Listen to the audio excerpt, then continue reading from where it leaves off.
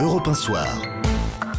Le Monde selon Alexandre Adler. Bonsoir Alexandre. Bonsoir Nicolas. Retour sur ce terrible assassinat hier en plein Paris. 3 militantes kurdes assassinées de plusieurs balles dans la tête chacune. L'enquête ne fait que commencer. On ne sait rien des commanditaires de ces exécutions. Mais ce qu'on sait en revanche, c'est que tout cela intervient au moment où un accord de paix allait être signé entre les Turcs et les Kurdes.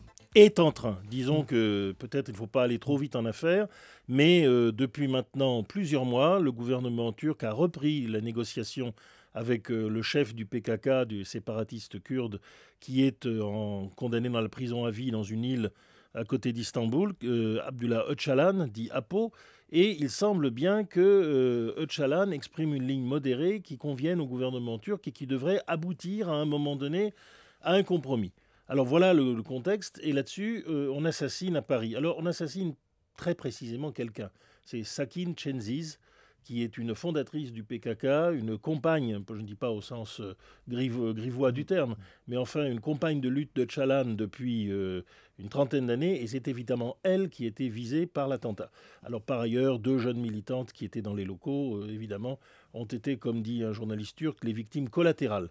Mais c'est cela qu'on a voulu. Alors maintenant, la dernière question, c'est qui ? Ouais, et là, on ne le sait pas encore, mais sans doute ceux qui ont intérêt à saboter ces espoirs de paix. Eh bien, quand on voit une négociation comme celle-là, où les modérés des deux camps tendent à se rapprocher, on se dit que ce sont des extrémistes de l'un ou l'autre camp qui ont pu agir. Autrefois, il y avait des escadrons de la mort de l'extrême droite turque, mais ça peut vraisemblable compte tenu que les tueurs connaissaient le code dans lequel, pour entrer dans l'immeuble, avaient bien préparé leur affaire. Ce serait plutôt peut-être, et c'est l'opinion générale à Istanbul aujourd'hui, un règlement de compte interne au mouvement de libération kurde.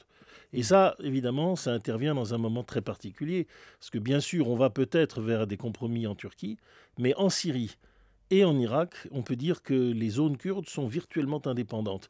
Et c'est une chose qui, évidemment, fait monter la tension et probablement fait tourner bien des têtes. Oui, c'est ça qu'il faut expliquer d'un mot, Alexandre. C'est que les Kurdes qui n'ont pas de pays depuis toujours sont en train d'espérer l'obtenir. Ces accords de paix en Turquie, oui. En Irak, ils sont quasiment indépendants au nord. Quasiment. Et en Syrie, par les armes, ils sont en train de prendre leur indépendance. Avec l'aide des Kurdes irakiens.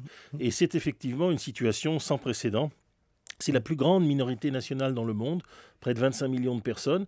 Il est vrai que les Kurdes de Turquie sont très assimilés à la culture turque, que ceux d'Arabie, du monde arabe, étaient beaucoup plus en dissidence. Mais enfin, il y a maintenant une très grande probabilité pour que le nord de l'Irak et le nord de la Syrie fassent une seule et même entité, elle-même d'ailleurs en bon rapport, notamment économique, avec les Turcs. Et c'est ça qui a mis de l'huile dans les rouages et qui fait que le gouvernement turc pense que le moment est venu de lâcher du lest avant qu'il ne soit trop tard. Mais évidemment, ça fait des mécontents. On avait vu ça en Irlande du Nord et c'est peut-être la même chose. Merci beaucoup Alexandre Adler. Dans un instant, c'est l'avocate de la Française Florence Cassé, emprisonnée.